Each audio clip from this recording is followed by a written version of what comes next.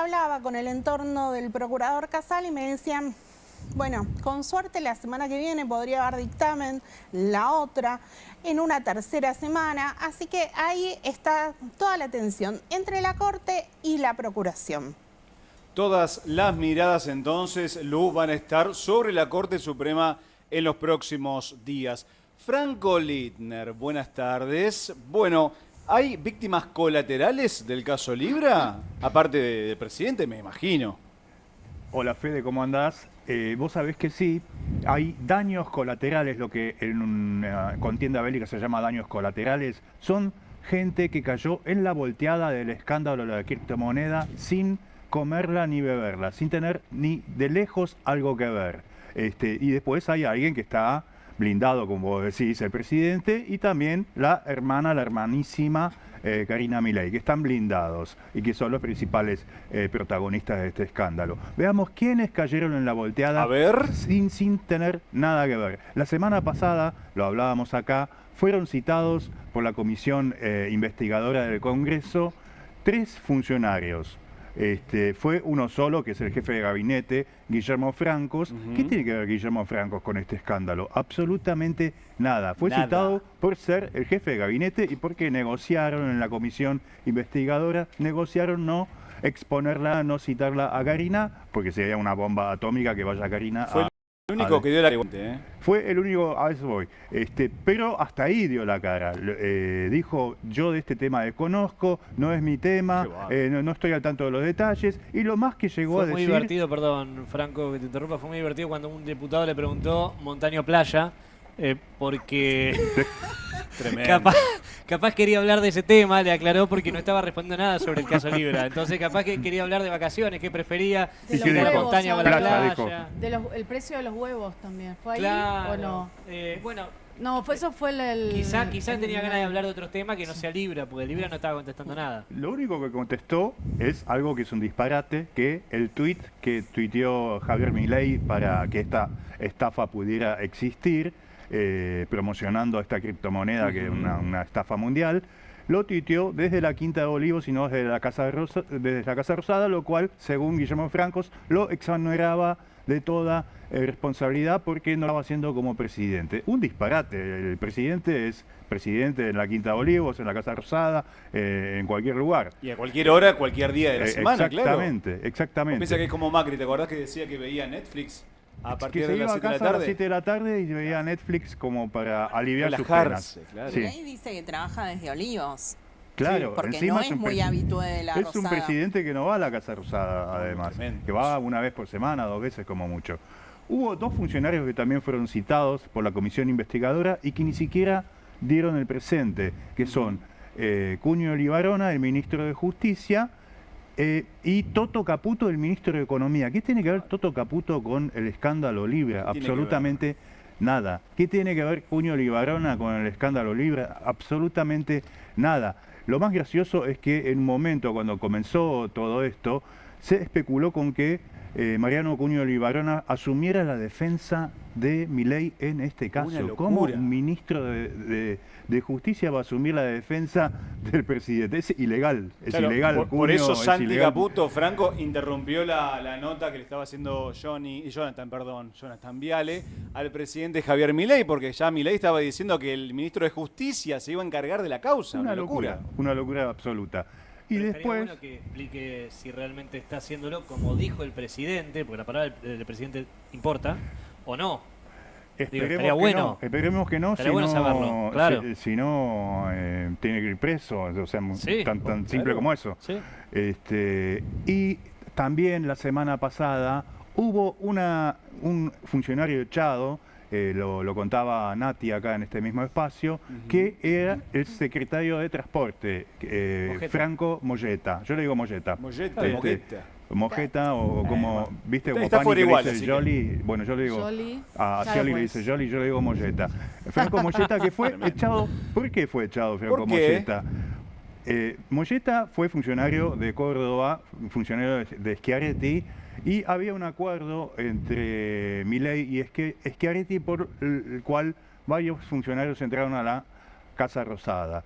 ¿qué pasó? La bancada de los cordobeses dio quórum para que pudiera lanzarse esta comisión investigadora del caso Libra. Los cordobeses votaron para que existiera la comisión investigadora. Consecuencia, el cordobés que quedaba en el gabinete, Moyeta, afuera. Una vendetta hecha y derecha. Hubo casos similares, recordemos que cuando Domingo Cavallo criticó el tipo de cambio, el atraso cambiario, Sonia Cavallo afuera. Voló, claro. O cuando... La esposa de los Heros. También, claro, el de Giordano. De Giordano, claro, Giordano, Giordano. La esposa de Giordano, cuando votó la ley bases, Giordano, que estaba en ANSES, afuera. Vendetas. Más de 140 funcionarios, ¿no? Sí. Que volaron del gobierno. Sí, un montón. Un numerito. Te sigo con las víctimas colaterales.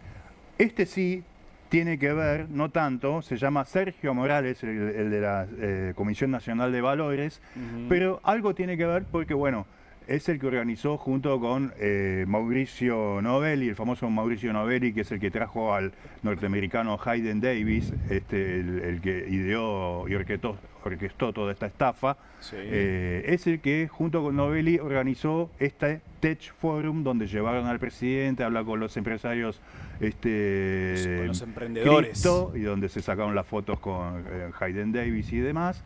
Este fue Forum Tech o Tech Forum, que en el ambiente se lo llamaban Criptopalooza, porque era como el Lollapalooza, pero de criptos. Criptopalooza. Muy bien, muy original. Hay alguien que zafó. A este lo echaron a Morales. Hay alguien que zafó, es el único que zafó en este escándalo de casualidad. ¿Por qué zafó? Se llama Hay uno que zafa. Fernando Brom, subsecretario de Ambiente, y todavía no había asumido cuando hizo unas declaraciones radiales en las que criticó lo que había hecho el gobierno con los incendios del sur. Imagínate, era el futuro subsecretario de Ambiente y estaba criticando algo que había hecho el gobierno. Salió Adorni en conferencia de prensa a recordarle que todavía no estaba nombrado, que no estaba en el boletín oficial, con lo cual se iba a convertir en un echado que todavía ni siquiera había asumido. Bueno, ¿qué pasó? Un día después fue lo de Libra, pasó el fin de semana, el tipo se quedó quietito, no dijo nada, no dijo más nada, llegó el lunes y dijo, zafé, se olvidaron de él. Claro. Esto me lo contó su hermano que estaba pintando mi casa porque estaba... Tus fuentes, no se revela la fuente, bueno, Franco. no me pidió off the record, así que lo mando al listo, frente. chao, lo vendemos. Sí. Bueno, va a haber seguramente más víctimas colaterales del gobierno de Milei en los próximos meses. Ahora, pequeña tanda y enseguida volvemos.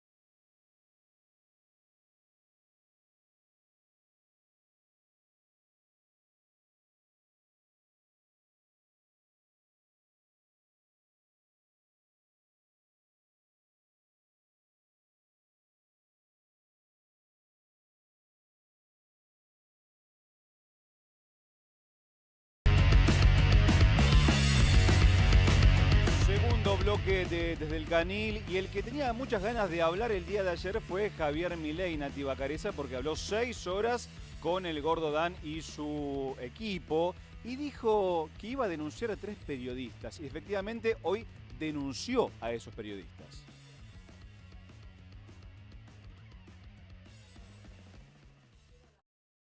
Como estuvieron contando, 6 horas de streaming, un récord Guinness en la historia de un presidente, no sé, en la Argentina, por lo menos, no sé, en otro país, donde habló de todo, pero que muy además focalizado. El tiempo del presidente, el tiempo es oro y el tiempo de un presidente vale mucho más. Arrancó a las cerca de las 9 de la noche, 8, estaba citado a las 8 el programa y terminó a las 2 de la mañana. La cuestión es que habló de todo, menos el caso Libra, porque yo escuché muchas partes del...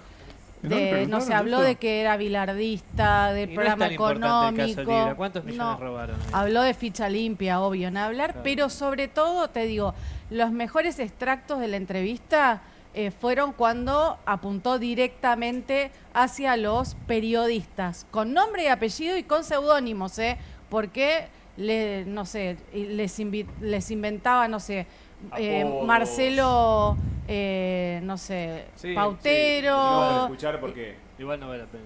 Sí, Bueno, sí, hay un montón de nombres y apodos que dio el presidente. Se quejaba obviamente de que los periodistas inventaban cosas, que no chequeaban, que tergiversaban todo.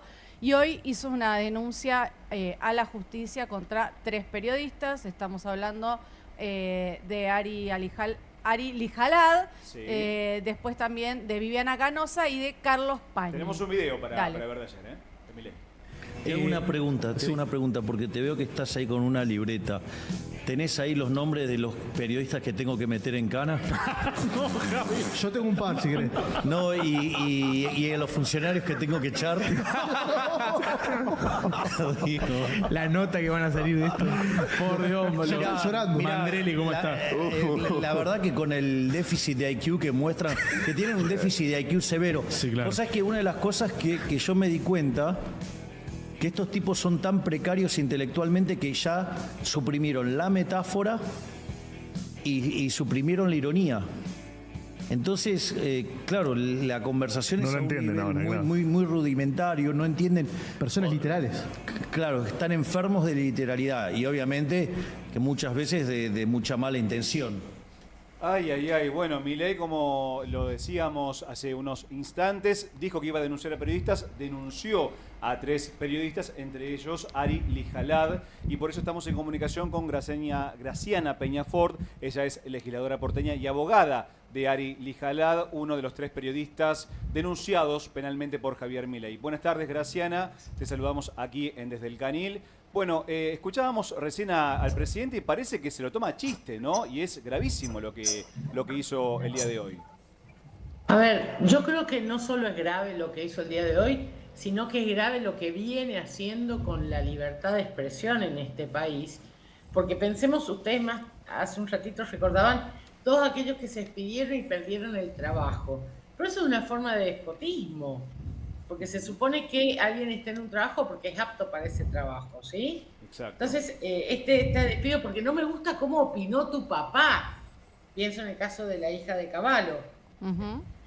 Entonces, pienso esta cosa absurda y la verdad es que va incrementándose la violencia discursiva de Milei con consecuencias concretas. Nosotros, además, con Alejandro Rúa, también somos abogados de Roberto Navarro, que sufrió hace pocos días una agresión en un hotel. En plena calle. Exactamente. Pero pensemos que no me voy a olvidar nunca del discurso que dio, el discurso anti-woke, cuando trató a los homosexuales en Davos, a los homosexuales de pedófilos. De ahí en más ha habido una escalada de violencia que no ha tenido límite y no ha tenido fin por lo pronto. Y que yo a veces digo, no, esto es una estrategia, porque lo leí en Venom, pero digo, no, a lo mejor más allá de la estrategia, que es totalmente posible, lo que hay es una profunda irresponsabilidad y un no comprender que sos el presidente de la nación. Un poco como la defensa que intentó hacer Franco, no fue delito porque no Claro. estaba en fuera de horario. Olivos. Graciana. Ahora, Sí. Milei los acusa por calumnias e injurias. Bueno. Sí, a ver, si mal no recuerdo, no se puede ir a la cárcel, o sea, no podría ninguno de los denunciados ir a la cárcel, pero sí existe la figura penal. Existe la figura penal, pero no existe en relación a los casos de interés público. Claro. Y comprenderás que todo lo que se refiere a un presidente es de interés público. Con lo cual, está denunciando algo que no aplica. A ver, cuando un periodista dice algo, por ejemplo, opina sobre el pensamiento hipotético del presidente, esa información es de interés público, está amparada no solo por la libertad de expresión, sino que además no puede ser sancionada por el Código Penal. Yo más temprano, cuando tomé conocimiento de la denuncia, decía, pero este señor ni siquiera lo asesora un abogado que haya leído el Código Penal. Claro. Es inviable, porque además cuando dejamos sin efecto injurias y calumnias, lo dejamos específicamente para los periodistas y los temas de interés público. Y yo le recordaba a Milei, mirá, esto no lo digo porque me lo contó, lo digo porque yo trabajé en ese proyecto. O sea, sé perfectamente lo que se hizo, lo que se dijo. Entonces, me da la sensación que tiene un pésimo abogado, que lo asesora mal, pero a mí lo que más aprehensión me da, más allá de la situación de creciente violencia, que me parece gravísima y es un tema a discutir hasta cuándo vamos a seguir permitiendo estos discursos de odio sin límites. Lo otro que me parece preocupante es que el presidente de la Nación ayer tuvo 6 horas para estar en un programa de radio. Hace 15 días tuvo 5 horas con para Fantino. estar en otro programa de radio. Ahora tiene tiempo para hacer esto. Y mientras tanto, el país sigue con sus problemas y no se solucionan, ¿sí? No, te pregunto más allá de tu especialidad en el derecho, digo, como dirigente política, ¿pensás que Milei utiliza esto para tapar otros problemas que hoy está enfrentando su gobierno? Sí, claro, yo creo que es parte de una estrategia, de un relato que hacen los libertarios para hablar de esto y para tenernos hablando de esto, en lugar de hablar de cosas que suceden en el país todo el tiempo. Voy a darte un ejemplo. Yo soy legisladora. Las entrevistas que he dado hoy las he dado en cuanto a abogada de Adil Jalar. Pero nadie me ha preguntado por algo que está por pasar en una semana, que son las elecciones. Claro. Digo, hay un contexto político, digamos, que son las elecciones, que es lo más importante. Nos tienen discutiendo esto porque claramente hay otras cosas que no quieren discutir. Vamos de vuelta, como no querían discutir ficha limpia, y no, ni siquiera, y salió Rovira a decirle a los suyos que era Milei quien lo había llamado para que se votara en contra. Y voy a ser clara, yo soy de las que está en contra de ficha limpia, pero yo tengo argumentos por los cuales estoy en contra de ficha limpia y los dije cuando me tocó exponer, cuando yo tuve que votar y voté en contra en la legislatura porteña. Gracias. Pero estas cosas que nos tienen discutiendo cosas para no discutir otras, no solo vulnera el libre acceso a la información, sino que además deforma la publicidad de los actos de gobierno. ¿Me explico? Graciana, ¿cómo andas? Luciana Bertoya te saluda. Luciana, ¿cómo estás? Te escuché con la corte, Máster, hace un ratito. Buenísimo. Te pregunto, ¿hay algún avance con la denuncia que presentaron con Roberto Navarro por la agresión? Y por otro lado, bueno, vos recordabas cuando se sacó la figura de calumnias e injurias en el año 2009, después de una condena justamente contra el Estado argentino, en la causa Kimmel. Bueno, ¿pensás que se puede hacer alguna denuncia ante organismos internacionales a partir de estas presentaciones que hizo el presidente? Mirá, si no me falla la memoria, el relator para la libertad de expresión de Naciones Unidas hace poco más de un mes sacó una manifestación con preocupación por la situación en la Argentina de la libertad de expresión. Sí, claro que se podría hacer la denuncia. El punto es qué vamos a obtener, porque yo tengo la sensación que darle esta relevancia solo los va a incentivar a aumentar la estafa. Claro. La estafa discursiva, que son estos discursos de odio. ¿Y con lo de Navarro pasó algo? ¿O alguna avance? Con lo de Navarro estamos teniendo alguna dificultad para conseguir las cámaras. sabemos que ya están, ya hemos pedido que no las borren, nada, pero estamos teniendo alguna dificultad para que nos entreguen la copia de las cámaras para poder identificar a los agresores. ¿Eso es gobierno de la ciudad? ¿Es el hotel? ¿Quién debería darlo? Es el gobierno de la ciudad, en este caso voy a ser justa, el gobierno de la ciudad ha prestado colaboración. De hecho, la denuncia la hicimos en una comisaría del gobierno de la ciudad y son quienes están intentando, pareciera haber, por lo que nos dicen, algún problema técnico para obtenerlo. Vamos a ver si en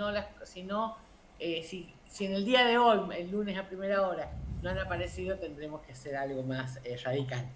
Graciana, ¿qué tal? Buenos días. Ezequiel Orlando te saluda. ¿Cómo estás, Ezequiel? Bien. Primero que nada me solidarizo con todos los periodistas, en particular con Ari, con Roberto, que vos representás y con los que tantos años trabajé juntos. Te consulto en concreto por esta última denuncia. El abogado que lo representa a Milei no es Cunio Libarona, ¿no? Porque ya sería el colmo. No, es que Cunio Libarona, en cuanto a ministro, tiene inhabilitada la matrícula. No, claro, por supuesto. Pero bueno, Milei en TN había dicho que lo representaba para el caso Libra, lo asesoraba a Cunio Libarona, por lo tanto... Y por eso lo interrumpió Caputo, claro, porque... Exacto.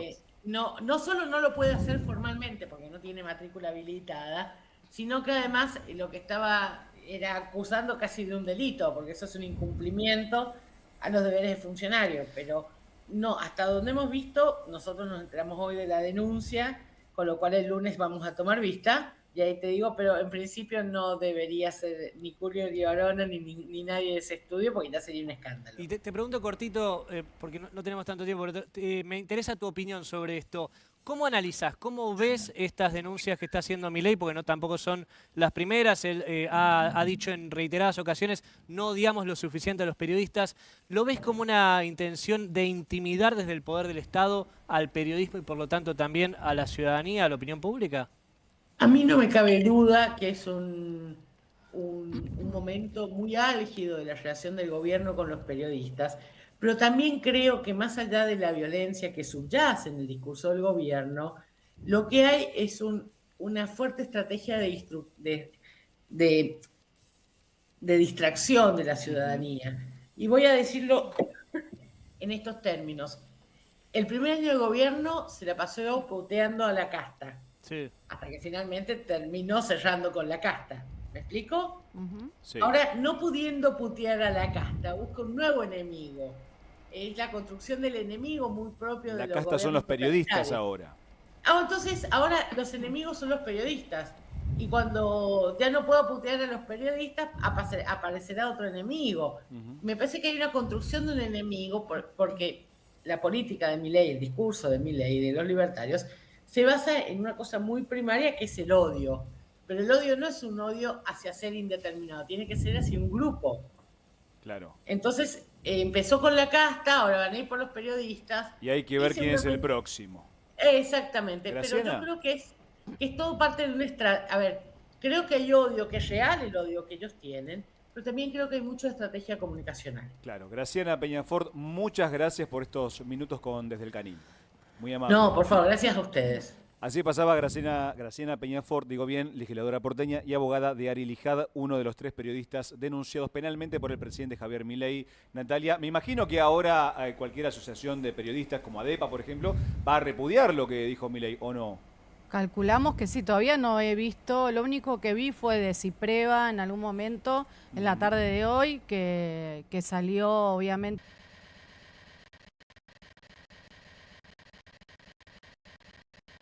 A repudiar lo que está sucediendo hoy con los periodistas. 3 denunciados, así es. Esto comenzó anoche, cuando el presidente sale a hablar en esta entrevista por el streaming, adelanta que va a denunciar a los periodistas, no dio nombres, pero Rodríguez le llamó prostitutas de los políticos a los periodistas, dio nombre y apellido, y la verdad que bueno, obviamente también bien se hizo como una humorada, ¿no? Por lo que vimos hace un rato, con esto de tener una lista. Hay que recordar que en la Argentina hubo listas negras durante la dictadura. Ay, ay, ay. Bueno, al parecer esto va a seguir y es el principio de varios ataques que ya habían empezado desde que asumió y antes también por parte de Javier Milei. Eugenia Mucio, bueno, hay empresas que no pueden pagar sus deudas hoy en la Argentina y parece que son varias, ¿no? Sí, es así. Si esta semana o si contamos quizás los últimos 10 días, hay dos grandes empresas que les avisaron a sus acreedores que no van a poder pagar sus obligaciones negociables. La más reciente, Celulosa Argentina, la papelera quizás más importante de toda la Argentina, que dijo que a los acreedores de mayo no iba a poder pagarles y que durante todo un mes van a analizar cómo reestructurar su deuda. Y dio tres razones súper importantes cuando presentó ante la Comisión Nacional de Valores esta decisión. Una, que los costos fijos en dólares habían subido muchísimo por causa de la apreciación del peso y del tipo de cambio del peso durante todo este periodo del gobierno de Javier Milei. La otra es la caída de las ventas en más de un 30%, y esto en el mercado interno. Y la tercera era la fragilidad sistémica que están evaluando los inversores, porque no es solo Celulosa Argentina, sino que venimos de inicio de año con tres grandes de empresas del agronegocio, como son los Globo, Agrofina y también los Surcos, que también incumplieron en sus deudas e incluso abrieron el concurso de acreedores. Bueno, están complicados porque encima son obligaciones negociables, tienen que sí o sí pagarlas. Claro, obligaciones negociables son, para que se entiendan, los bonos corporativos de la deuda. Como vos compras un bono al Estado, le compras un bono Cualquiera puede comprarle un bono a esas empresas, digamos. Exacto. Y esta semana también, en realidad unos días atrás, la generadora eléctrica Albanesi, que tiene 10 generadoras eléctricas, 10 centrales eléctricas, es súper importante en Argentina, también anunció que iba a incumplir en el pago de los intereses de su deuda por 19,5 millones de dólares. Un montón de dinero, y que también habría un periodo de gracia para que justamente exploren las alternativas para reestructurar su deuda. También se debe a algo relacionado a la política económica de Javier Milei, más puntualmente vinculado al ajuste. El año pasado recuerdan que Camesa, la mayorista eléctrica de la Argentina, empieza a cortar los flujos de pago a las generadoras eléctricas, a la generación de energía de la luz que tenés en tu casa. Bueno, cuando hace ese corte, empieza a tener deudas muy grandes con las generadoras eléctricas, y en el caso de Albanesi la empresa termina resolviendo con un pago, con quita de intereses, con quita del 50% y tomando mucha más deuda en pesos, porque estaba apalancada, porque tenía 600 millones de dólares para invertir, para crear nuevas centrales eléctricas y mejorar en términos de la producción. Entonces ya tenemos varias empresas que, vinculadas a las decisiones de la política económica de Javier Milei, empiezan a no poder pagar sus deudas. ¿Y alguna está complicada puede ir directamente un paso más y correr peligro de quiebra? Por ahora las más complicadas, si querés, es Surcos, sí, que en febrero entra en concurso de acreedores y ahora se está investigando incluso si no incurrió en una estafa, si querés, inversora, porque debe alrededor de 1.000 millones de dólares. Y la semana anterior a avisar que no iba a poder pagar sus obligaciones negociables, había colocado deuda por 100 millones de dólares. Entonces, es quizás la que está en una situación más compleja. En el caso del agro, quizás tiene que ver las situaciones particulares de estas empresas con que estaban esperando un gobierno quizás que sostenga un proceso ya aceitado de esta economía en la que los exportadores podían comprar al dólar oficial mucho más barato y hacer del margen de ganancias en la brecha cambiaria, vendiendo al dólar paralelo. Bueno, Javier Milei o la política económica de este gobierno es sostener un tipo de cambio equilibrado y barato que obviamente que no pudo prosperar ese negocio. Bueno, un dato a lo de UG, hoy Molinos Río de la Plata, una de las alimenticias más grandes del país, reveló que en el primer trimestre, en medio de este quilombo también que tiene con Luis Caputo por el tema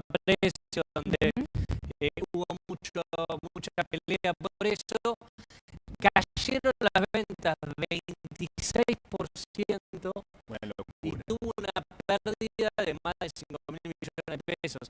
Es una bestialidad lo que están perdiendo hoy las empresas, las más rentables del país, con el gobierno de Javier Milei. O sea que no solamente nos llegan inversiones, sino que las que están casi en concurso de acreedores, algunas, no todas, y que pueden ir a quiebra.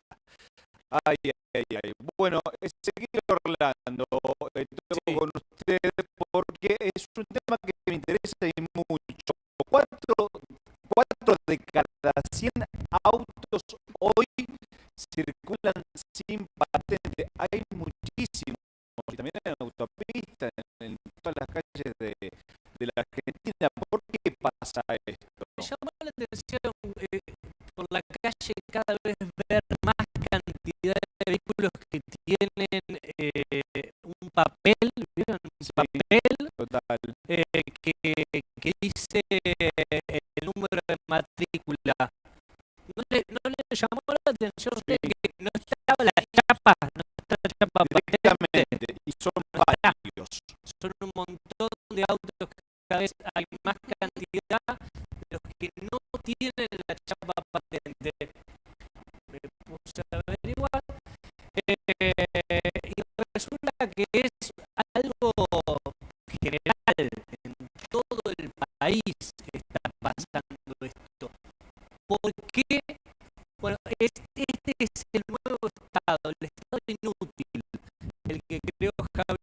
Milei, donde pasó la motosierra por todos lados. Empezó a despedir un montón de trabajadores que son indispensables para que funcione bien el Estado. También empezó a despedir científicos, también empezó a despedir por todos lados y le quitó al Estado el monopolio, que es lógico que lo tenga, de servicios que son fundamentales, como por ejemplo el de la impresión de las chapas patentes. Lo tenía la Casa de la Moneda Javier Milei a través del Ministerio de Justicia, y obviamente ideas todas estas de Federico Sturzenegger, ¿no? La de pasar la motosierra.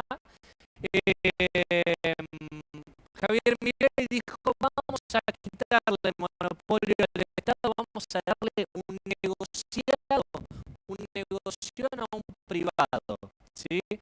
Le dieron a una compañía alemana que tiene presencia en muchos países. Ahí ya sí, por licitación, el monopolio pero como es empresa privada, para mi ley está bien, de la impresión de chapas patentes. No, Franco, vos no sos el dueño. Ya averigüé, no sos el dueño de esta compañía. Sí, bueno, hay que unos periodistas. Obvio. No me denuncies por calumnias injurias, por favor. No tiene pena de cárcel después. Ya Milei lo va a prender por las malas. 30.000 pesos tenés que pagar. Tenías que pagar. Ya te transfiero, Franco. Ya está. En cualquier momento. ¿Cuánto es Casiel? Esto de todos modos también la gente chequeado lo estuvo revisando por pedido de acceso a la información pública. Más de 4 de cada 100 en realidad, patentes de autos en realidad que circulan en la Argentina lo hacen sin la chapa patente, lo hacen con documentos irregulares, documentos provisorios, como esa hoja de papel que está impresa en color rojo. Eso es provisorio. Eso existió siempre en el país, pero cuando te robaba a alguien la patente, lo tenías 2 días, 3 días. Ahora no mucho más. Ahora hay vehículos que están circulando por semanas, meses. Y no solamente autos, sino motos. 100.000, ¿no? 100.000 motos. Y esto es un peligro. Esto es un peligro. Depende de la impresión, no depende del gobierno nacional. El gobierno nacional se pero daba la Casa de la Moneda, le quitó la Casa de la Moneda. Bueno, pero por eso, le quitó a la Casa de la Moneda la potestad de poder imprimir chapas patentes, le dio una empresa privada. Las que se hacían no se repartían. Los registros automotores que dependían del Ministerio Público. Bueno, por eso. Todo esto es Junio Libarona, el que tiene, digamos, su organigrama, la estructura esta, el Ministerio de Justicia. Esta empresa no está a la altura, definitivamente lo estamos viendo, insisto, salgan a la calle y mírenlo. Dicen que se van a poner al día pronto, pero la realidad es que hace ya bastante tiempo que funciona de esta manera. Este es el estado inútil de Milei y es a lo que vamos en un montón de sectores. Fíjense, por ejemplo, los remedios oncológicos que le quitaron a los pacientes, y el gobierno dice que no es que se los quitaron, sino que estaban haciendo revisiones, lo mismo con la auditoría de las pensiones por discapacidad, donde directamente le sacan la pensión a las personas y después hacen un análisis para ver si les corresponde devolvérsela o no. Y esto es a lo que estamos yendo. Insisto, la motosierra cuando pasa por el Estado deja estas consecuencias. Y lo peligroso de esto, Fede, que me parece lo importante, porque si no es meramente algo decorativo, uno podría pensar,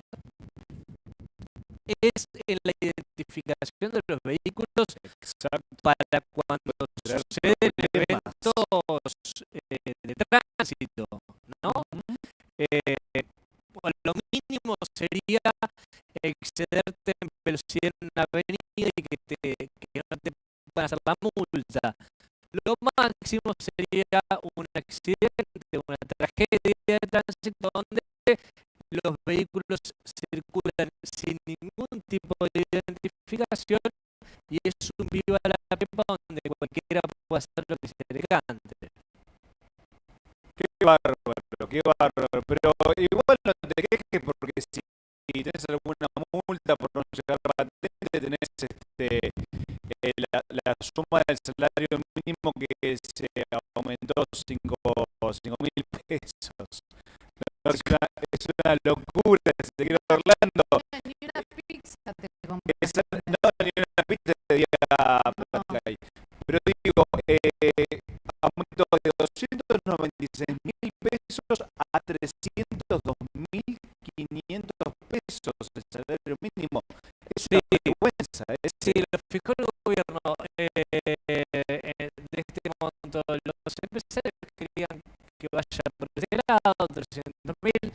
Lo que decían los sindicatos es 650.000 pesos, como para acercarlo un poco a la canasta básica. Ni siquiera te digo que una familia puede vivir con 600.000 pesos, pero es algo mucho más cercano a la dignidad que 302.600 pesos para abril va a llegar a 322.000 pesos para agosto.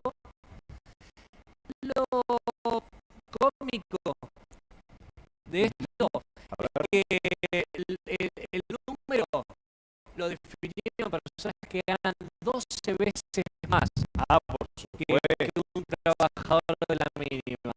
Obvio. Personas que ganan mucho, muy por encima de esto, y como Javier Milei mismo lo admitió en su momento, no conoce el precio de la carne, no conoce el precio de la leche, no le importa cuánto cuesta. Me imagino que estas personas que lo definieron también lo hacían de esa manera. Justamente el colega Airi Jalad el año pasado había hecho una entrevista, no sé si lo tenemos, Fede, a un funcionario, secretario de Estado, que ganaba 3.200.000 pesos. ¿Sí? Poco por encima